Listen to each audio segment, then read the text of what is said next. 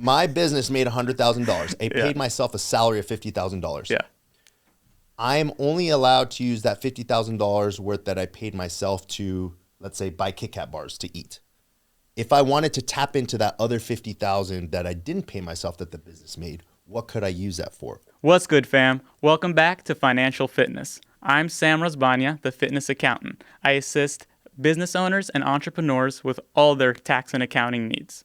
Today, our guest is competitive bodybuilder and world-class fitness coach, Ian Benisti. What's going on, Ian? Sam, what's going on? Great intro. I appreciate that. How are you? I'm good, man. I haven't seen this guy in many years. We've known each other since we were wee lads. Yep. It's been a minute, brother. Now you could still see he's fresh off.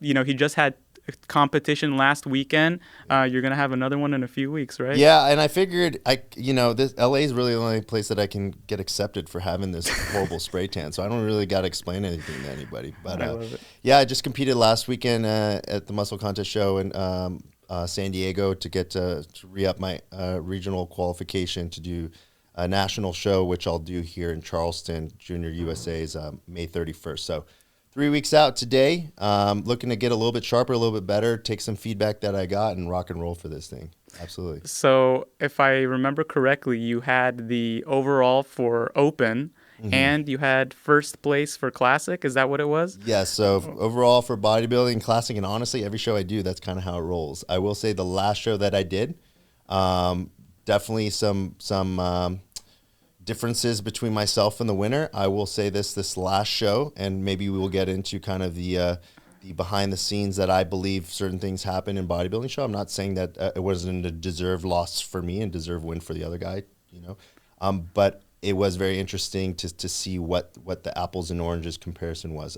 I think looking at pictures and through the crowd and through the feedback from the judges and promoters, in my heart I won, but also for most people, overalls don't mean anything. Like, get your national qualification. You're not competing in the overall to get your pro card unless you do like the Arnold Classic or something anyway. So, but that's just to clarify that piece that, it's been a trend that I don't get the classic overall, but I crush the bodybuilding. And I will say it's usually because bodybuilders do not come in shape like the classic guys do. The classic guys, you got to deal with everyone's in shape. So also correct me if I'm wrong. I believe you've been nationally qualified a few times before, right? Yeah, a few times. I was. So this will be my first run at an actual national show because I'm a very patient individual and I want to make sure I knock it out of the park. Last 2023, I had plans to do NPC nationals.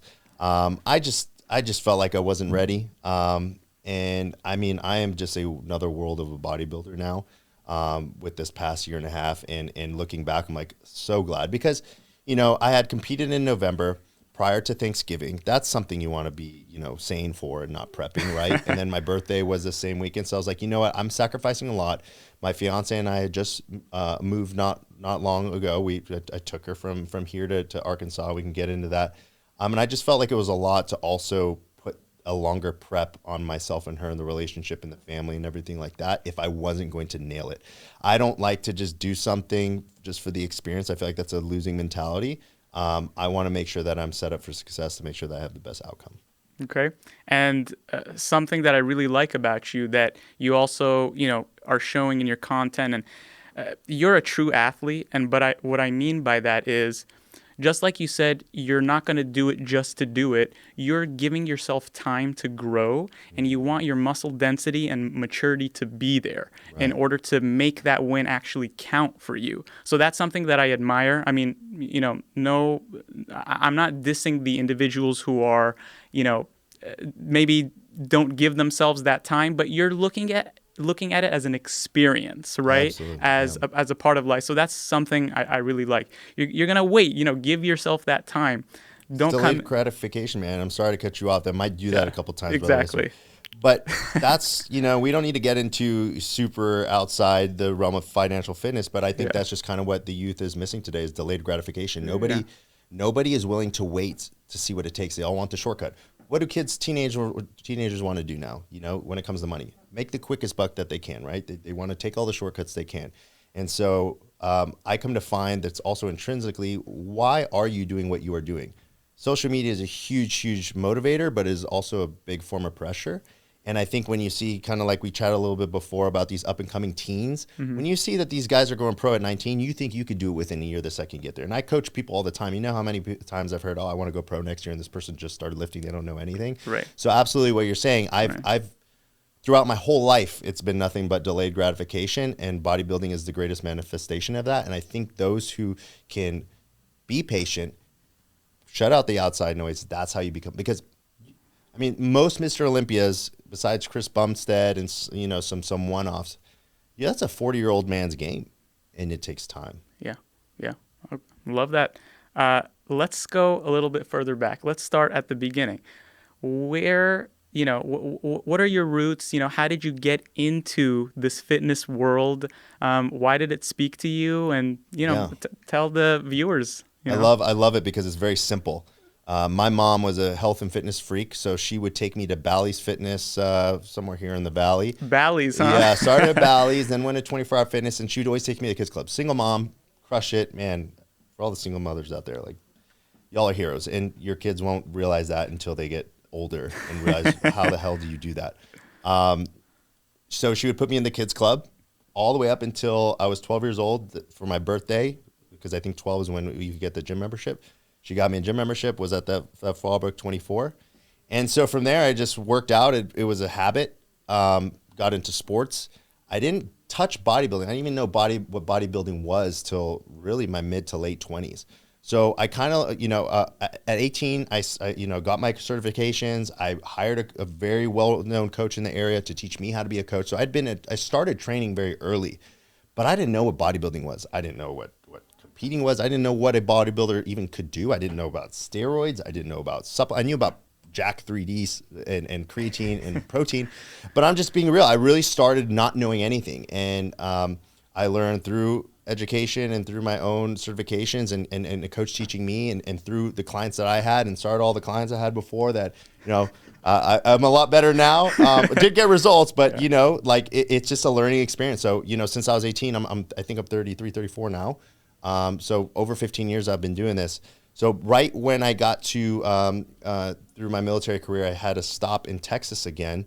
I believe I was like 26 or 27 at the time. And you're also currently in the Marines. Yeah. Okay. I'm a pilot by trade. My job right now is not to fly. I am in charge of a school that teaches the Marines how to work on the planes. Greatest job in the world. But yes, I did enlisted time and then became an officer. And part of my flight school training to become a pilot was in Texas. And so during that time, I had met a couple guys in the gym that were into bodybuilding. Mm-hmm. And that's how I got introduced first to men's physique. So I did a couple men's physique shows. Right. I didn't know anything else. And then from there, it just grew. And then I had always been coaching through that time. So as I evolved into the bodybuilding sphere, I evolved as a coach. I got more educated. I never stopped learning. Even right now, I'm going through, shout out John Jewett if you want, J3U course. Oh, nice. I mean, I'm running through it because I know a lot, but I don't care. There's still maybe a nugget or two that I can learn. Yeah. You know, with my new coach, I don't care. There's maybe something or two things that I can learn. I'm sure in your profession too, you can know the tax code, but in actuality and practice, you only pick it up through experience and through learning other things. So from start to finish, started off just working out and then started to see that bodybuilding was the one sport that I could do at my age with my, you know, injuries and whatever that I could still compete in. And that's what I think is very attractive to people. I can't be, you know, a wide receiver for the Rams or nothing now, but you could still have that competitive edge in bodybuilding. So I said it was going to be a short answer, and I sometimes do that, and it ends up being a little long. But I wanted to give That's why we like you. The whole like detailed part of it. Yeah. Okay. Yeah. Awesome. My favorite thing about you is, like I said, you know, you're not 19 and feel like you're going to be a pro next year. No. You know, you take your time. I respect it too much, man. You know, my coach, now 2 coaches ago, he must have, I don't know how many shows he did in how many years, maybe 7, 8 years. And, you know, he's not going to be the best athlete, but he's one of the best coaches. But it takes some people one time, you know, like Anton Ratushny, you know, he just competed one time. But also what people don't realize, and this is a big point for people, you don't know how long somebody has been preparing. With my last coach, he had a natural athlete, Chaz, who won the NPC USA's overall for men's physique. Natural guy, 100% natural. But he had been training for bodybuilding for 7-8 years. But people just saw, he did one show, he won. Exactly. He got his pro card overall, and then he got like 7th or 9th at a pro show. Like, oh, I could do it in a year. You don't know what this person's been doing. And also, people could be doing it as long as me, 15, 20 years, and be doing it wrong for 95%. And that's what I'll say. I've only been a true bodybuilder for 2 to 3 years. It didn't take me 2 to 3 years to get this physique. It doesn't take 15 years. It just takes the targeted amount of time and actually specified in what you're supposed to do. You know, how do you make money as an online coach? How are you using that for your properties that you purchased, investments? Coaching has always been not a side gig, because I feel like that connotation makes it seem like I don't really care. It's always been my passion. And I think people always toe between, should you pursue your passion to make money, or does it pursuing money for your passion ruin your passion? And I think so long as you have something stable, you can pursue your passion. So that's why for me, the military allowed me to have that stable income, even through COVID. Didn't have to worry about a paycheck, right? Quality of life, depending on what you're doing, it is very tumultuous, but if you're somebody who can handle stress and has great time management, you can do it. So, you know, again, I'll say throughout this time in the military, I ran a coaching business. You know, I competed, I moved all the time, you know, overseas, whatever it may be.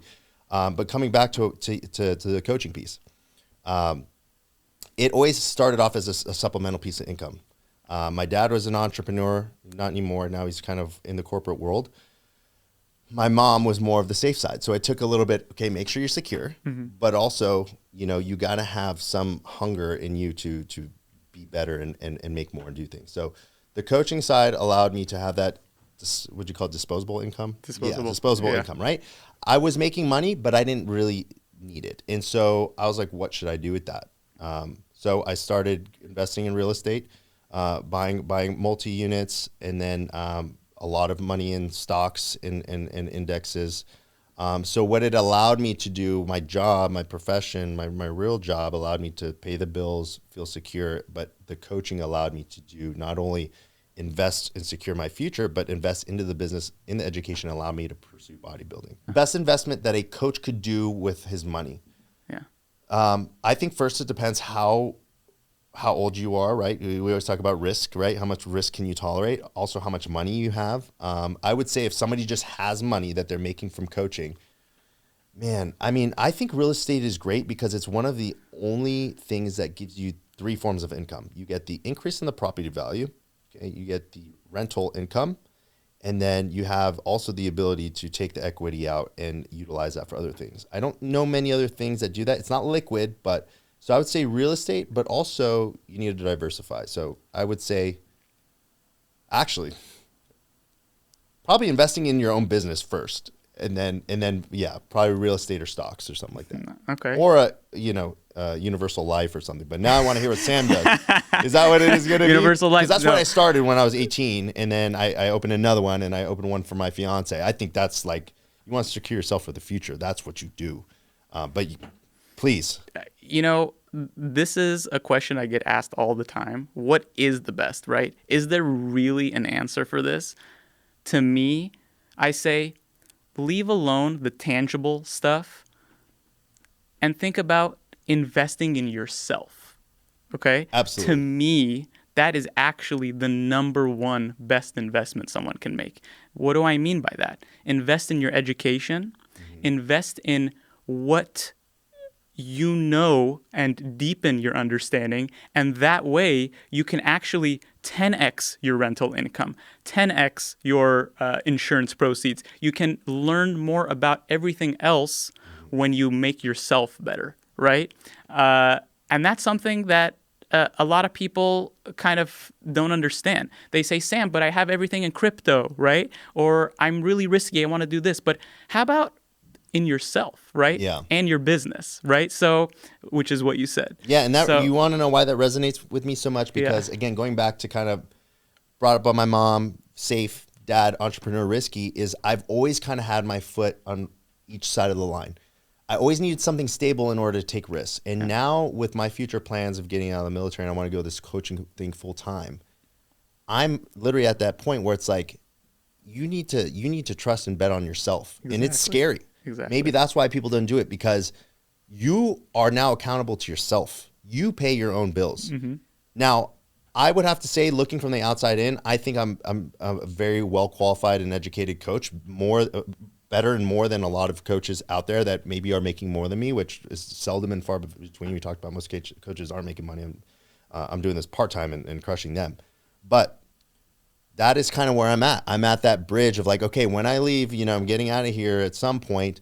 Like, I'm going to have to bet on myself. And the best way to do is exactly what you're saying. You got to invest your money back in yourself. Same thing with stocks. The first stocks that I bought were things that I use. I bought Visa. Can I plug Visa right now? I bought Visa. I bought, my mom had United Healthcare for her HMO or PPO. I don't know the difference. And I was like, that's a good company. So I bought United Healthcare years ago. It's down 20%, 10 to 20% right now.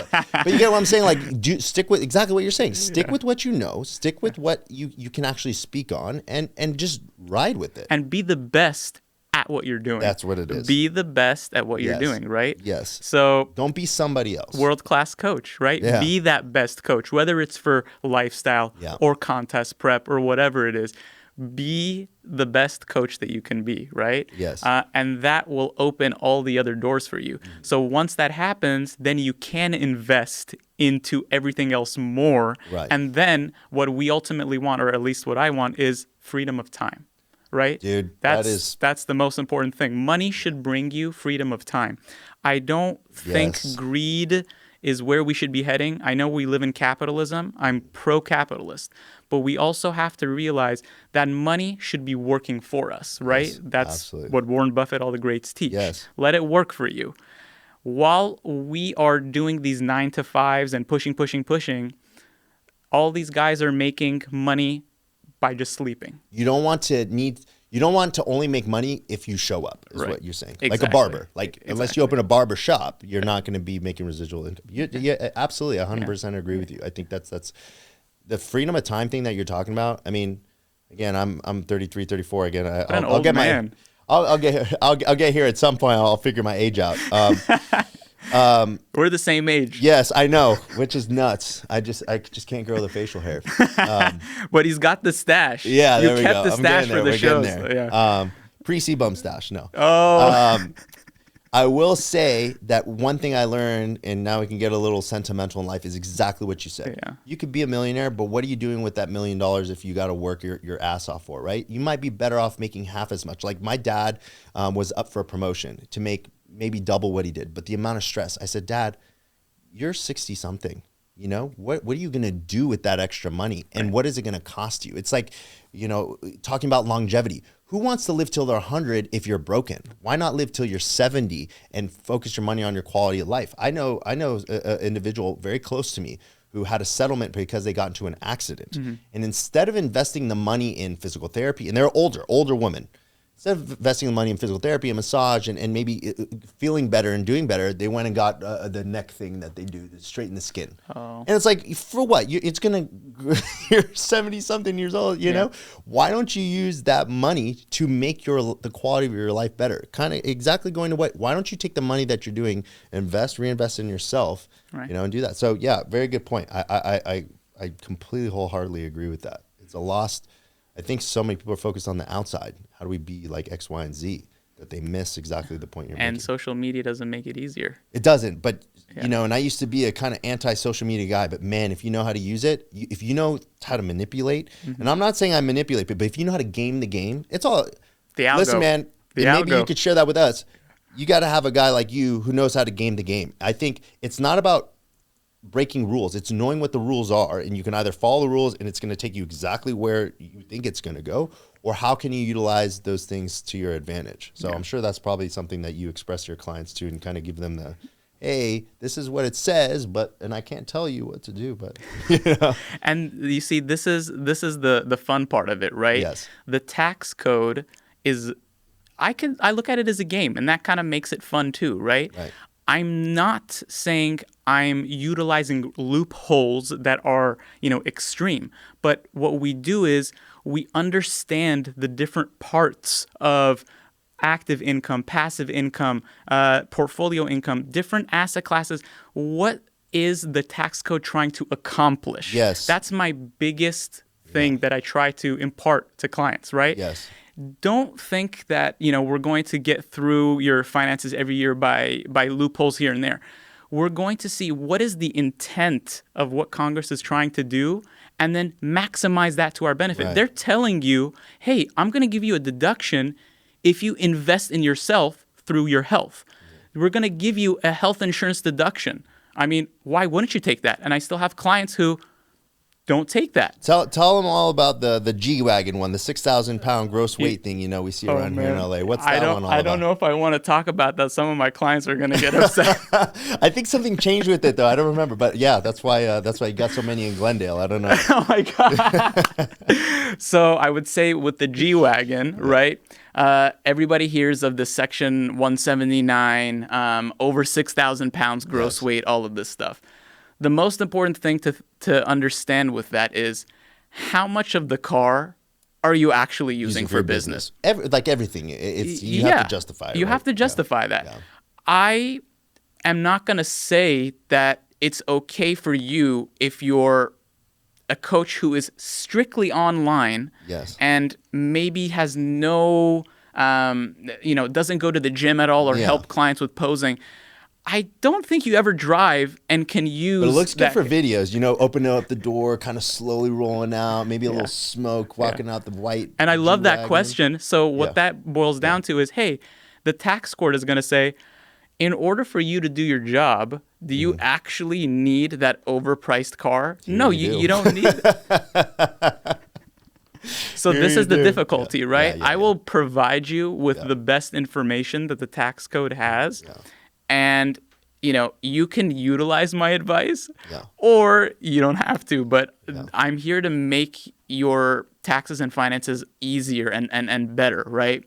So Can I touch on that? Because again, before we started the interview, I had mentioned something, the light bulb came to me because I was always, I don't know if you talked about this on your podcast before. I'm sure you have, but sole proprietorship versus LLC versus S Corp. I finally learned why those exist and why I, as a coach, now do S Corp. So forgive me if I may be butchering this, but the way I understand it is, at some point you make enough money to where you don't want to pay the personal tax on everything that you're making, right? So with an S Corp, one of the mandates is you need to pay a payroll. You need to pay yourself a salary. And the only reason I'm bringing this up because you talked about how the tax code work, I learned today that the salary that you need to pay yourself needs to be reasonable. Exactly. And so that's where a guy like you comes in to really speak on, especially as a coach. And I think that's probably one of the biggest things is what is a reasonable salary for a coach, right? I'm not paid hourly. I'm paid by period of time. But for instance, like I was also told, like if I make a video, let's say a workout video on how to do an exercise, and I send that to 100 clients. That's not 100 hours of work. I could also say, oh, no, that's just 1 hour of work that just happened to be replicated. So I think that was a big eye-opening experience for me in really understanding that, because for me, it was like, I didn't know the difference other than, okay, I pay a fee every year. And so maybe I don't know if you haven't touched on that on this podcast before, but talking about that, what would you recommend as a threshold from somebody who's maybe just coaching on the side to know you're making X amount of money, or now, like we also talked about the passive, maybe you have coaches who work under you. So I'm also curious to hear what your recommendation is on that. Excellent question. So the main reason why most people create S Corps is to avoid Social Security and Medicare taxes. And what do you label that? Is it personal? It's a self-employment tax. Self-employment tax. Yes, that's what it is. Yeah. Exactly. So, we don't want to go to the IRS and say that's the sole reason that we're doing it. Right. But it was created in order to reduce the burden for business owners. That threshold that we're talking about for self-employed individuals, you're going to hear a lot of accountants say different numbers. The net profit that I like to go by is around $80,000 to $100,000. Profit. That's after deductions. Right. It has to be in the profit realm. So, and sorry to interrupt. Is that because of how much you're paying to hold the S Corp, or why are you choosing that number? So, because reasonable compensation is one of the most important aspects of an S Corp. So, what I mean by that is when you're sole prop, right? You have $80,000 of profit, okay? On that, you pay both Yes. income taxes And the and self-employment taxes. You're paying 2 layers of tax on the entire net profit, okay? When you're an S corp, you pay it on the salary. you only pay the self-employment, Social Security, Medicare, on how much you pay yourself, Yes. right? But you need a cushion. You need a buffer. For example, if you only made $50,000 in net profit, and then you took that into an S corp and you just distributed all that to yourself without any salary, all 50, you're not meeting your obligations of an S corp. You're not paying Social Security and Medicare. So you need to have a buffer that both has a profit portion for you, and also from that you deduct a salary portion to you. So it just needs to make sense that what you're the salary that you're paying yourself needs to make sense for what you're doing, right? But also cannot be the totality of everything that you're making, because obviously then you're paying the self-employment tax, right? Okay, I get it. So let's say you have $100,000 now, right? You pay yourself a salary of 50. Okay. The 50,000 is going to be a W-2 to yourself. Yes. Part of it is going to be Social Security and Medicare. For that 50,000, Which you have to have payroll for. We have to have payroll for. Yeah. The other portion is pure profit that are distributed to you, but now is only taxed on an income tax level.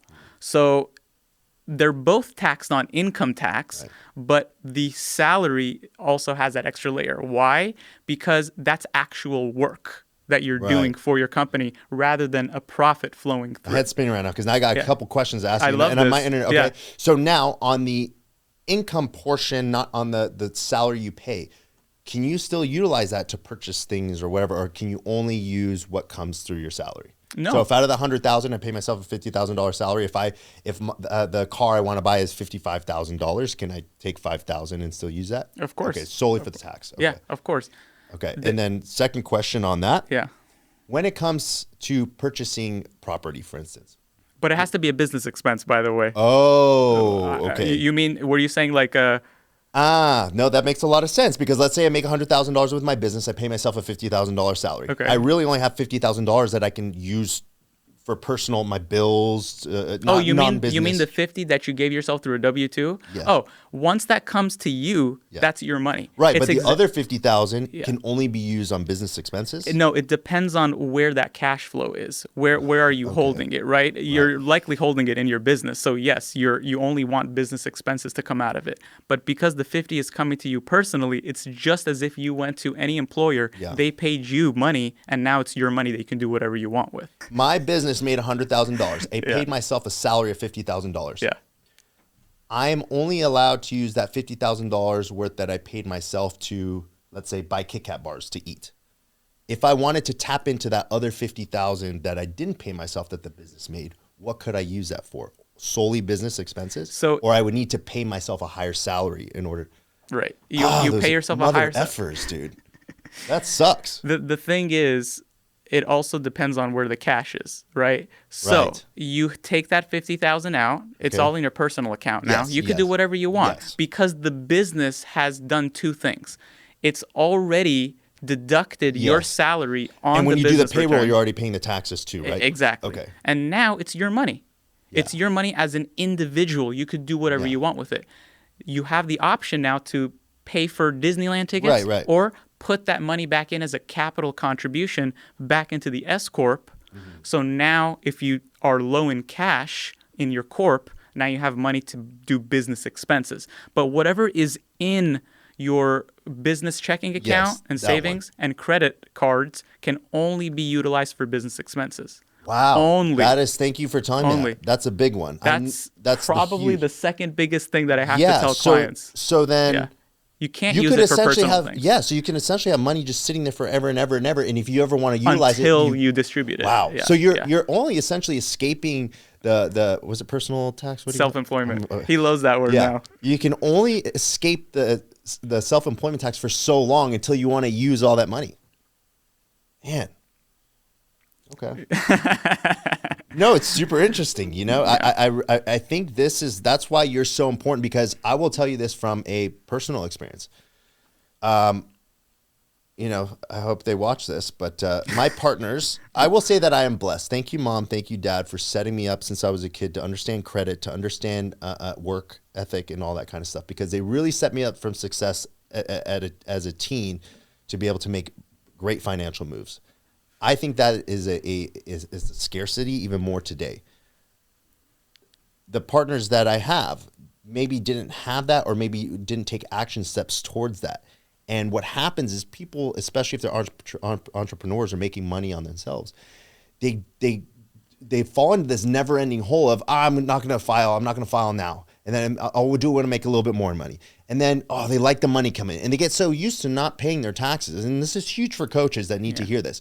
When it comes time to buy a house, when it comes time to get married, and you got to tell your wife, hey, I've never filed a 1099 or a W-2 or nothing, you're really screwing yourself, because the only reason why I've been able to buy the properties that I have is because I show income. Exactly. You want to buy a car, you got to show income. That cash, especially now more and more, sure, you got crypto and all that, and I wonder if that's something that you run into, is like, what do you do if somebody hasn't been doing that, right?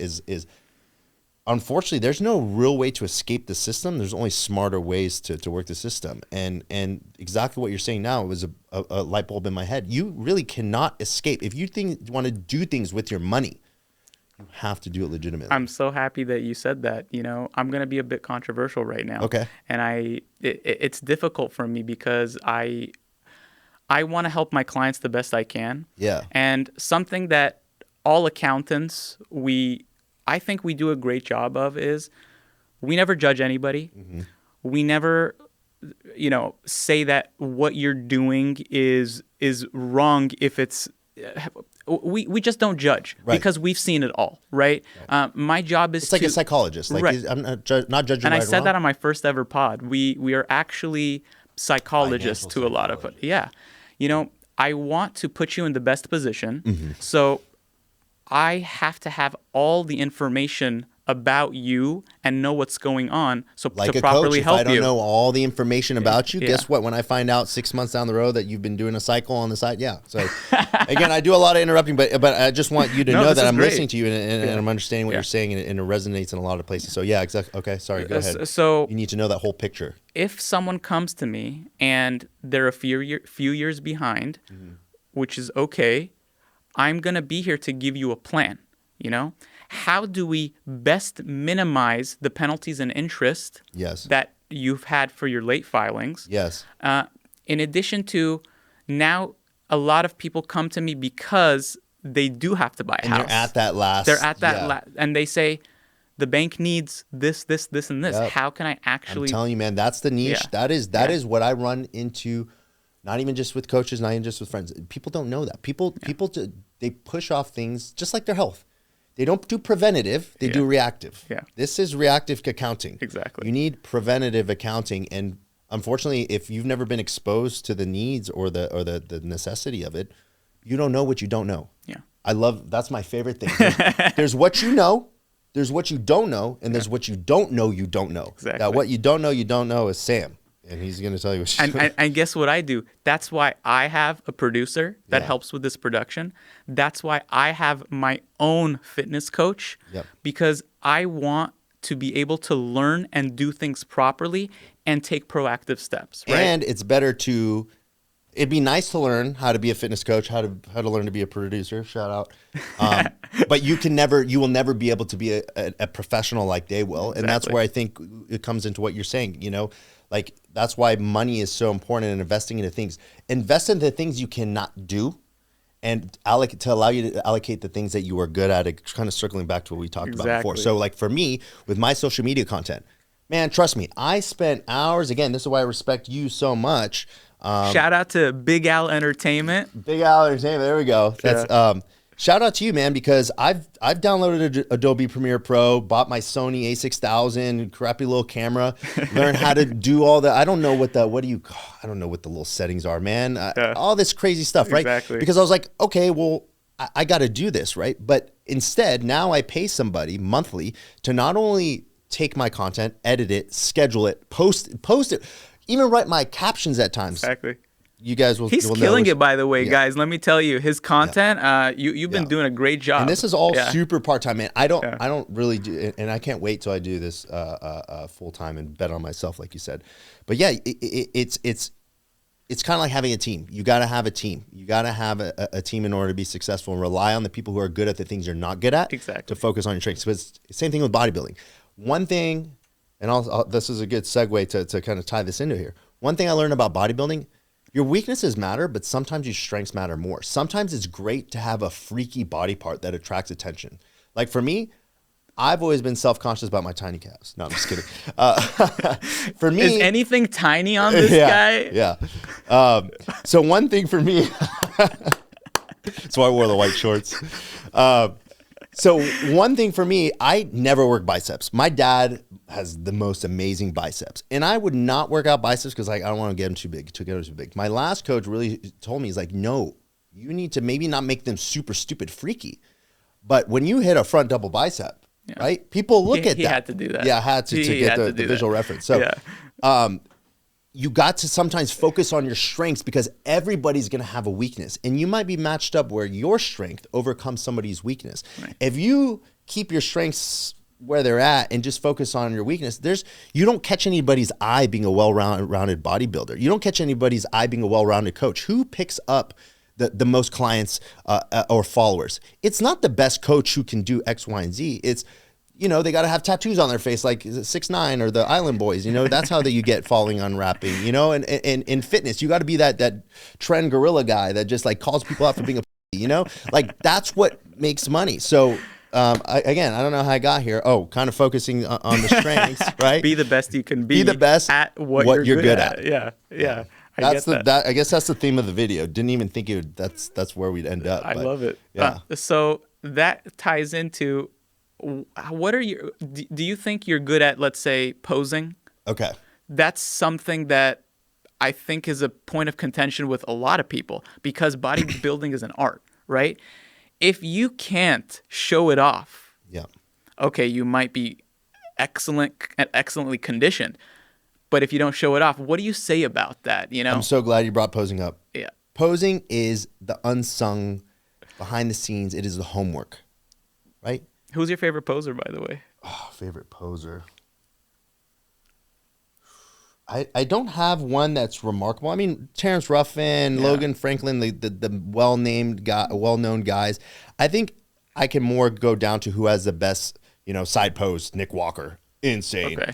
Best front double. I like Derek Lunsford from the top up, back double, obviously Derek. You're a truist. Everyone's open in your book. I like it. Yeah. I mean, I so, but posing. Yeah. If you can't show your physique, you cannot. No, it's about how great your physique is. If you can't show it off, you're going to get beat by the guy that can pose. Number one. Number two, if you can't pose it, how can you train it? That's number two. Number three is the higher level you get, you got to be able to pose. What I will say, the difference between classic and posing, classic and open bodybuilding, for instance, open guys can't pose.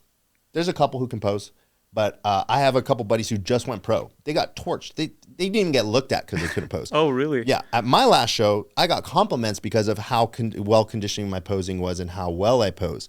It's all about the facade. Bodybuilding is all fake. How can you fake it till you make it? How can you hide? I have a perfect example. I hope the judges don't see this because now it's going to stick out to them. But I have a high-grade partial tear in my quad tendon. Okay, so it's caused a lot of imbalances and atrophy in my left leg.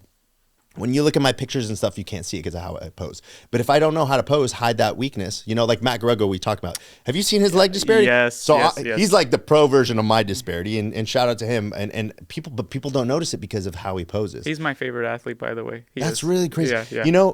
Bringing him up, I've always come to find. Do you ever find in life that the things you dislike the most or hate the most, you end up loving later? So that's how I was with a few things, like Yu-Gi-Oh! And all the stuff as a kid. I was like, this is stupid. And then like when Yu-Gi-Oh! Wasn't even cool anymore, I bought all the cards. But like Matt Grego's a guy where like, I don't know, just the way he came off to me, I thought he was super arrogant and cocky, but I never met the guy. Then when you start listening to him talk, hear about his story, I'm like, damn, this guy's freaking solid. Same thing with Nick Walker. I don't know if you remember back in the day, a couple of years ago, Nick Walker and Blessing Awodabu had beef.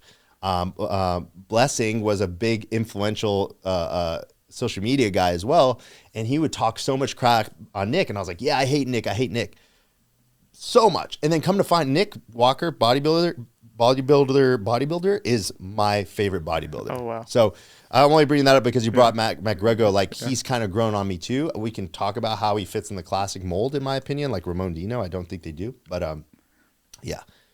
I'll leave it at that because I'll just keep going. This is cool. No, I would have to say between Ramon and Matt. Well, Ramon was always my number one. You love Ramon, huh? I do. I think though he hasn't been confident in himself in the past couple years. Posing is horrible. Yeah, it's. How do you get to that level? That's. I'm sorry to interrupt you, but that's what it's so frustrating because like, how do you get to? You either have to be arrogant.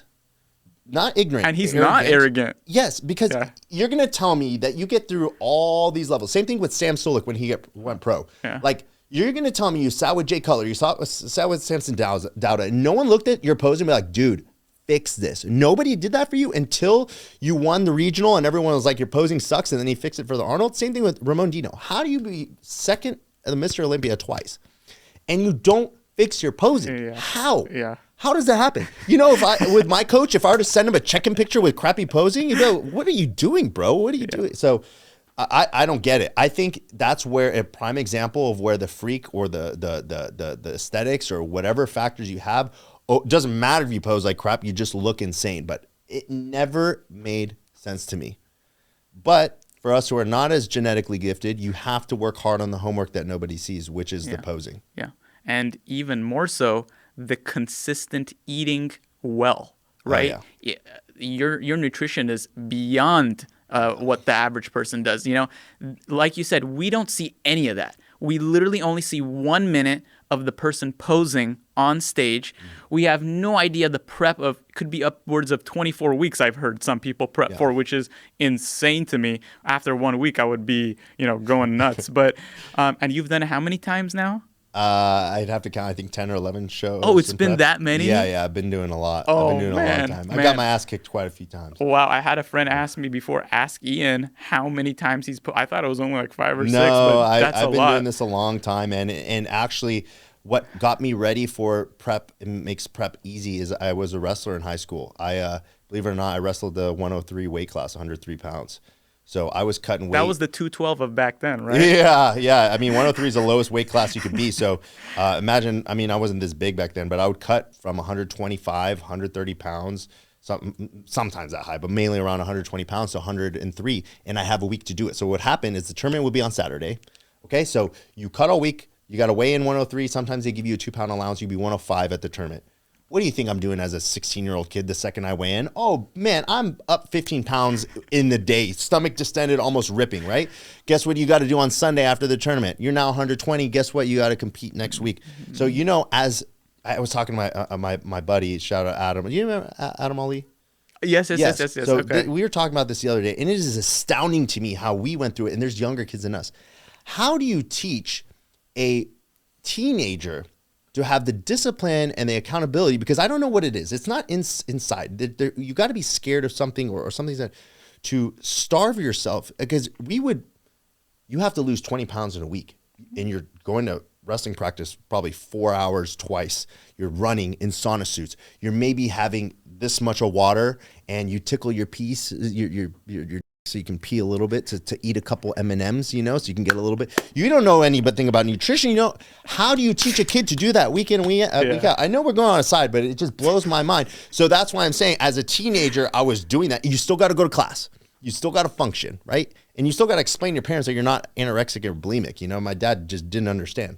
But moving forward, that's what prepared me for bodybuilding. So when someone says 16 weeks to lose 20 pounds, I mean, it sucks. It sucks right now. I'm 3 weeks out, pretty lean. But again, I just think it's a mental shift. It's all mental. Bodybuilding is all mental. Delayed gratification, right. Like you brought up. Right. You want men on stage. You work for 20 weeks, bust your ass, spend money to do what? To go on stage to place third out of 3, to say you're top 3 and get a plastic trophy. Come on, you're either doing it for other people or there's something in you that is so important that drives you to do that. That's why I love bodybuilding, because you work so hard, you do so much that nobody sees, and what they do see, you get nothing for it. Yeah. You know? And I say this, I think, almost every pod, but I truly mean it. This grit that you have and the industry has, that's what pushed me to be a better me, right? You knew me before. You know how I was before, right? Cute kid. I just saw this thing that you know, your mentality is just over and above, and it got me thinking, I can have that fire in me. Like, where is it? So it just, you know, reached that rock bottom one day that, you know, I said I could do this. I need to. So where do you find in your profession that, you know, you're not obviously starving yourself for 16 weeks, but where do you find you can separate yourself through discipline, through delayed gratification, to perseverance of your business? Where do you find that you could separate yourself? Because I'm sure there's a lot of lazy accountants, there's a lot of great accountants. Where would you say the professional IFBB accountant comes versus an amateur accountant? What is the difference? Is it solely business mindset? Is it knowing the education within the tax code? Is it being able to communicate with people? What would set somebody apart like you for that? So the biggest thing that I've seen in my career is how to communicate that properly to clients, I would say. Have them understand it, right? I really want my clients to have a rough, basic understanding, again, what the code is trying to accomplish, right? Not know all the loopholes, not push every button there is. What is the code accomplishing?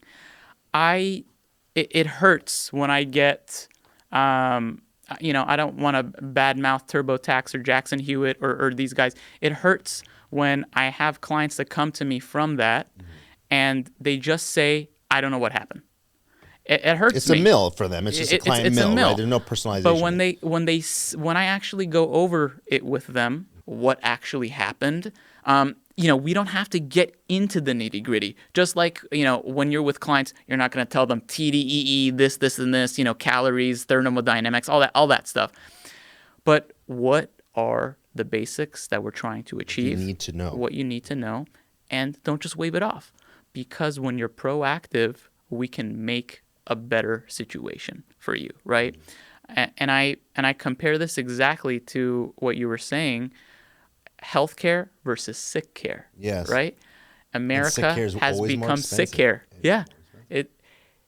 If you are doing something that you later realize, you know, oh, I paid a really good cheap price for this, you're going to get what you pay for. Always get what you pay for, man. You literally always get what you pay for.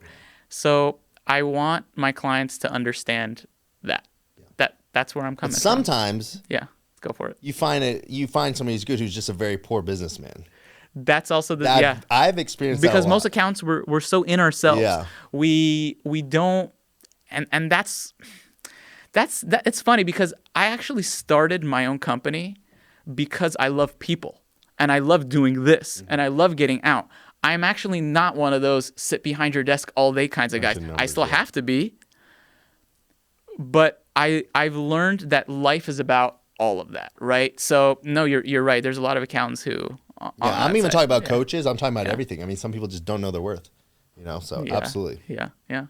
So because of my injury, it happened 2 years ago, but I've really progressed again. I thank myself, pat on my back for having the knowledge that I do, and also having the income to be able to learn and also utilize services. But so I've had to tailor things over time. But now, my coach now is probably laughing because we had a conversation today. I just started with him, and I'm already kind of off on the wrong foot. Who's your coach?